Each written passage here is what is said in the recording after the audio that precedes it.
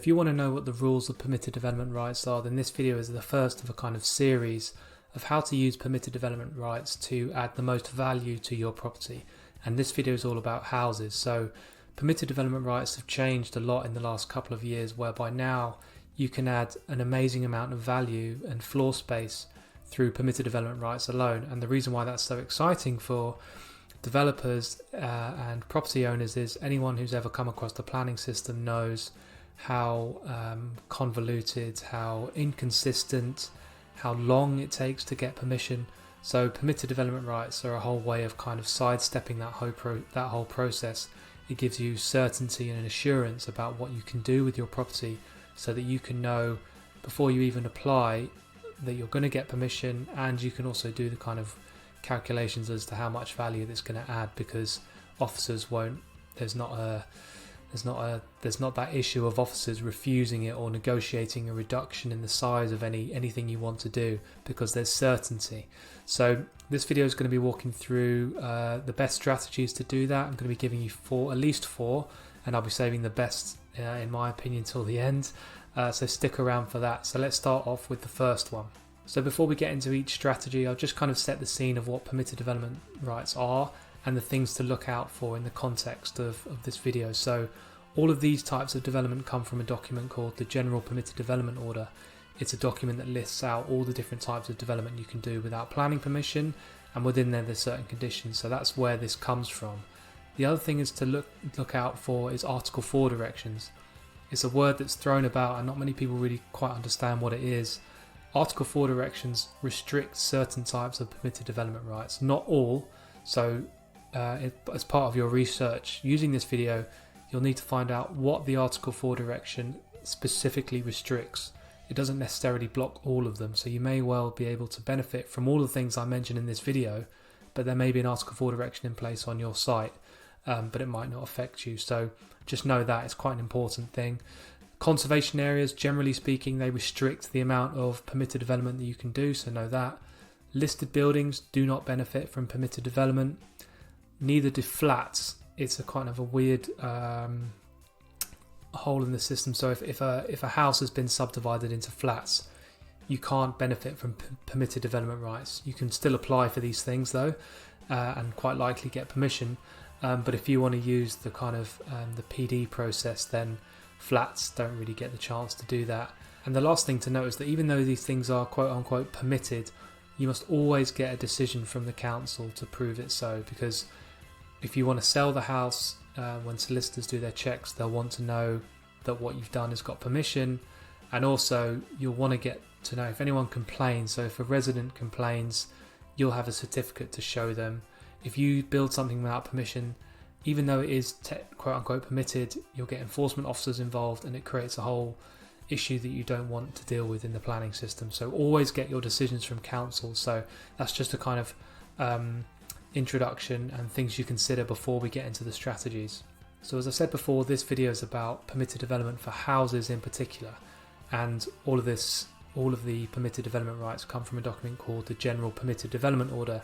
And the reason I'm saying that is because everything that's related to houses, or in the curtilage of a dwelling house as it says, is within part 1 of the General Permitted Development Order. So part 1 lists all of them, and within each part there's classes which tell you what types of development you can do.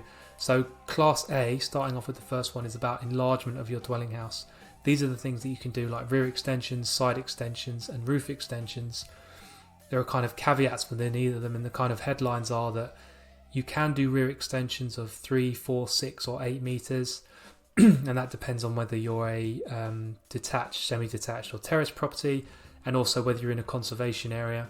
The other one is side extensions, so you can extend sideways from your property, but to ensure that you're not more than 50% of the original dwelling house. The other class of note within part 1 is class AA, and this allows you to go up to 2 stories of additional height on your property if you're already above 2 stories, and if you're a single story you can go up to one story.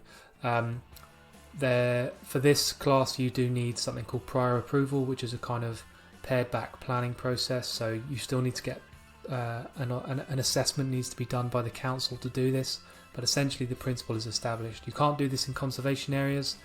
The materials must be similar to the main house, and this is kind of true of all PD.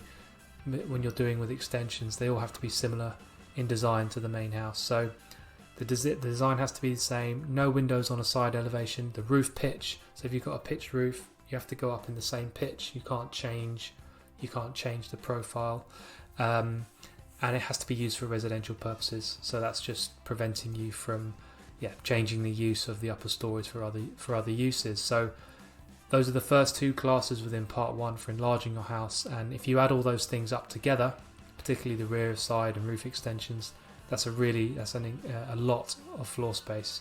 So Class E is quite an exciting part of the general permitted development order. This deals with outbuildings. So and I think it's very relevant, with COVID and how everyone now works from home. Everyone wants their work from home space. So outbuildings are a really nice way of kind of separating your work and home life. So you can build a outbuilding that is no bigger than 50% of the total curtilage, and it must not exceed 3,500 cubic meters, so whichever is less.